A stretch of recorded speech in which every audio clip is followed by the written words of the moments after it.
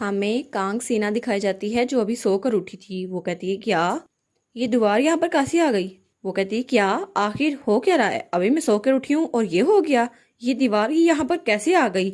वो कहती है मान्या जरा बाहर तो देखो, और वो बग्गी से बाहर निकल रही थी। वो कहती है देखो सही, एक रात में यहाँ पर वाल बन गई, पता नहीं ये कैसे हो गया। लेकिन जब वो वहां पर देखती है तो उसके घोड़े भी गायब थे और मान्या उसकी नौकरानी वो भी गायब थी। वो कहती है क्या वो लोग कहाँ पे गए, और घोड़े वो भी चले गए, मैं यहाँ पर सिर्फ अकेली हूँ। वो सोचती है कहीं रात में किसी ने चुरा तो नहीं लिया। लेकिन मान्या तुम इतनी देर क्यों लगा रही हो, मेरी बात सुन लो। और वो उसको बड़ी देर बुलाती रहती है लेकिन मान्या उसकी बातें सुनती क्योंकि वो वहां पर थी ही नहीं। वो सोचती है क्या मान्या कहीं भी नहीं है, कहीं वो भी तो मुझे छोड़ के नहीं चली गई। और तब एंड्री वो दूर खड़ा होकर उसे देख रहा था। वो सोचता है सब कुछ वैसे चल रहा है जैसा मैंने प्लान किया था, तो मुझे लगता है मेरा प्लान काम कर जाएगा। और वो सोचता है कल रात मेड जो थी वो घोड़े लेकर और कोचमैन लेकर यहाँ से चली गई थी ताकि वो प्रिंस को इत्तला दे सके। लेकिन कांगसी ना वो यहाँ पर सोती रह गई और अब उसको लगेगा कि सब लोग उसे छोड़ के चले गए हैं, अब वो सिर्फ मुझ पर भरोसा करेगी। तो वो उसके पास आते हुए कहता है ओ माई आप ठीक तो हैं, मुझे लगता है मेड आपको छोड़ के चली गई है। तो वो कहती है लॉर्ड एनरी आप यहाँ पर हैं। वो कहता है हाँ वेल एम्पायर में रुकने के लिए प्रिपरेशन चाहिए होती है, तो जब तक आप जैसा कोई स्पेशल नहीं है कोई भी डिसीजन बनाया नहीं जा सकता, इसलिए मैं डिसीजन मेकिंग के लिए गया था।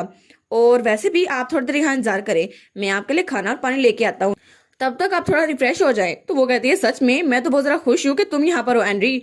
तो फिर एंड्री सोचता है बस मुझे लगता है अब सिर्फ वो मुझ पर भरोसा कर सकती है, अब उसके पास कोई और बचा ही नहीं है। और वो सोचता है मेरा असल मिशन तो अब स्टार्ट होता है। और कांगसिना तो बहुत ही ज्यादा खुश थी। वो कहती है लॉर्ड एंड्री आप तो सबसे ज्यादा बेस्ट है। तो एंड्री सोचता है वाह अब तो उसको मुझ पर ट्रस्ट हो गया है, अब मुझे पता चल जाएगा वो क्या छुपा रही है, अब तो मैं सब कुछ पता लगा के रहूंगा।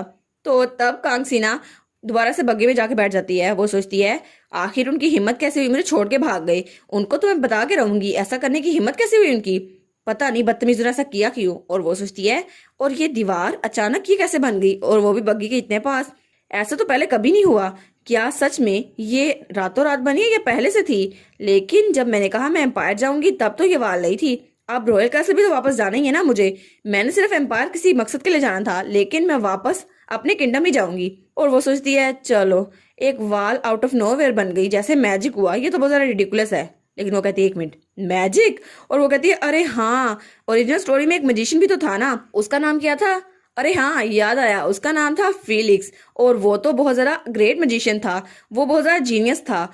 और पहले हर कोई उससे डरता था क्योंकि वो बर्थ से ही बिल्कुल जीनियस था और सब लोग उसे किसी वेपन की तरह ट्रीट किया करते थे। लेकिन एक दिन एक इंसान ने उसे ह्यूमन की तरह ट्रीट किया और उसके पास आया उसकी मदद लेने के लिए, और तब वो था केमन। उसने कहा मैं अपने नाम की कसम खाता हूँ मैं कभी भी अपने लोगों को हर्ट नहीं करूंगा। और उसके बाद से फिलिक्स एम्पायर का मैजिशियन बन गया और हर वक्त वो एम्पायर के काम आता था।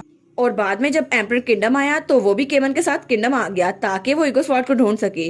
तो वो सोचती है अरे हाँ फिलिक्स ने इतनी वाल बनाई होगी है ना, लेकिन उसने ये वाल बनाए क्यों हैं, मुझे इसके बारे में तो कुछ नहीं पता। वो कहती है एक मिनट कहीं ऐसा तो नहीं। तो वो सोचती है ये सब केमन ने किया है, कहीं इसने मेरे लिए तो नहीं किया। और वो बहुत जरा खुश हो जाती है। वो कहती है ये तो बड़ा अच्छा हो गया, ओ माय गॉड, उसे लगा होगा कि मैं यहाँ से चली जाऊंगी इसलिए उसने यहाँ पर दीवार बना दी, कितना अच्छा हो गया ना। लेकिन उसने मेरे लिए बिल्डिंग बना दी ताकि मुझे रोक सके। आई गेस लॉर्ड एनरी काफी नहीं थे मुझे रोकने के लिए, और अगर केमन मेरे साथ इतना अट्रैक्टिव था तो पहले वो मेरे साथ इतना कोल्ड क्यों था। तो वो सोचती है अरे हाँ स्टोरी में स्टार्ट में पहले भी तो वो मेरे साथ कोल्ड ही था, लेकिन बाद में वो बाजार चिपकू बन गया था। हाँ शायद सेकंड में लीड ऐसे ही होते हैं। तो वो सोचती है चलो अच्छा है मैं इंतजार करूंगी, तो जल्दी से मेरे पास आ जाना केमन, तुम शाय बॉय। हाय ओए इसकी डिलीजन तो मुझसे भी ज्यादा है बेचारी। और उसके बाद सीन चल जाता है और हमें हमारी हीरोइन दिखाई देती है जो सो के उठती है। वो कहती है ओहो मैं तो ऐसे सोई थी जैसे घोड़े गधे बेच दिए हो। तो तब वो खिड़की के पास आती है और कहती है मुझे ब्रेकफास्ट तैयार करना चाहिए। लेकिन जब वो वहां पर देखती है तो उसे वही दीवार नजर आती है। वो कहती है क्या एक रात में ये दीवार बन गई, लेकिन कैसे, ये दीवार कैसे बनी। तभी वहां पर केमन आता है। तो लीना सोचती है ये दीवार कल तो यहाँ पर नहीं थी, अभी कैसे आ गई। तो केमन कहता है लीना क्या तुम्हें अच्छी नींद आई। तो वो कहती है ओ हाँ बेड तो बहुत ज्यादा कंफर्टेबल था। तो केमन कहता है चलो अच्छा हुआ तुम्हें बैटिंग अच्छी तो लगी, तुम्हारे लिए अनकंफर्टेबल नहीं थी। तो तभी उसे बाहर से आवाज आती है मास्टर केमन खाना तैयार है आप प्लीज बाहर आ जाएं। वो कहती है क्या बाहर कोई आया है, क्या हमारे घर गेस्ट आए हैं।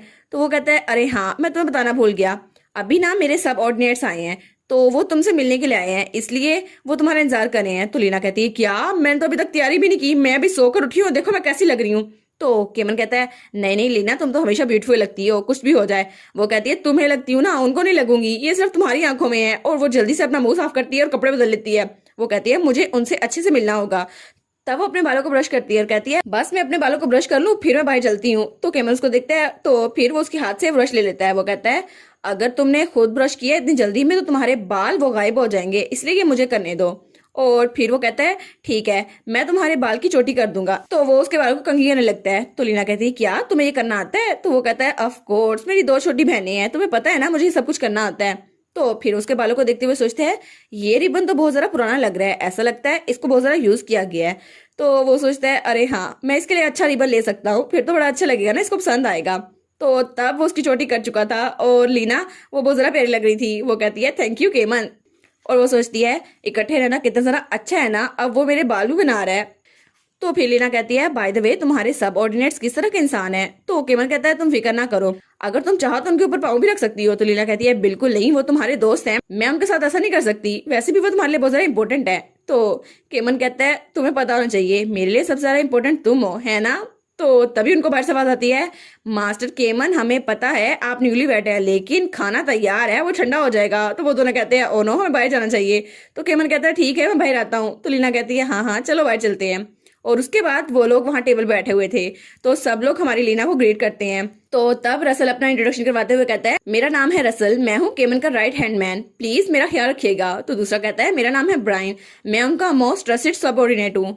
तो फिलिक्स कहता है ये तो बिल्कुल इडियट्स है, मेरा नाम है फिलिक्स, मैं केमन का दोस्त हूँ। तो वो दोनों कहते हैं क्या दोस्त, बदतमीज, हमें भी बताना था, हम भी ऐसे इंट्रोडक्शन करवा देते। तो तब लीना कहती है बाय द वे क्या मैं आप लोगों से एक चीज पूछ सकती हूँ?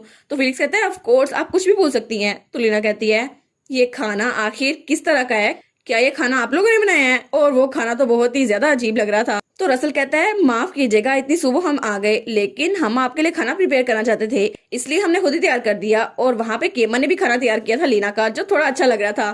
तो लीना सोचती है चलो कम से कम मेरा खाना तो अच्छा लग रहा है, लेकिन वो उनके खाने को देखकर सोचती है ये तो बिल्कुल फ्लैट ब्रेड की तरह लग रहा है। वो कहती है क्या आपने ब्रेड में कुछ साल्ट या शुगर ऐड की है? तो वो कहता है शुगर साल्ट, क्या वो चीजें यहाँ पर थी आटे के अलावा भी?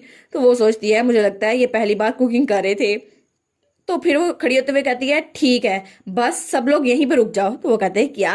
तो लीना कहती है इनके लिए खाना मुझे बनाना पड़ेगा। तो तब वो कहती है ये लोग केमन के इंपॉर्टेंट गेस्ट है, मैं इनको ऐसे नहीं रख सकती, इनको चारकोल खाने पर मजबूर नहीं कर सकती। तब वो अंडों को फेंटने लगती है। तो सब लोग उसे हैरान होकर देख रहे थे। वो कहते हैं वाओ इनकी कुकिंग कितनी ज्यादा शानदार है। तो फिलिक्स कहता है अब आप क्या बना रही हैं? तो लीना कहती है ओ मैं तो मायोनीज बना रही हूँ, ये सॉस डिश के लिए बहुत ज्यादा मशहूर है, तुम्हें पता होना चाहिए।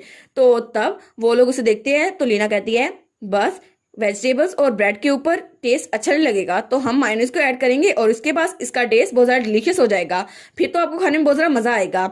और एग्स वेजिटेबल और फ्लैट ब्रेड के साथ मेन्यू तो ऑब्वियसली वो होगा लीना का स्पेशल रैप सैंडविच। और वो कहती है अब तो मैं आप लोग को मजे का खाना बना के दिखाऊंगी। और लीना तो बिल्कुल हाउसवाइफ बनी हुई थी जो मेहमानों के लिए खाना तैयार कर रही थी।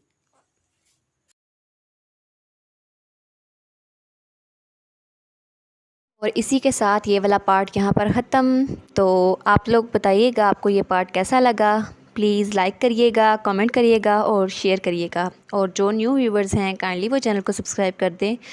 और पिछली वीडियोस का लिंक आपकी स्क्रीन पर नज़र आ रहा होगा तो काइंडली उनको भी चेकआउट कर लें। Thank you so much.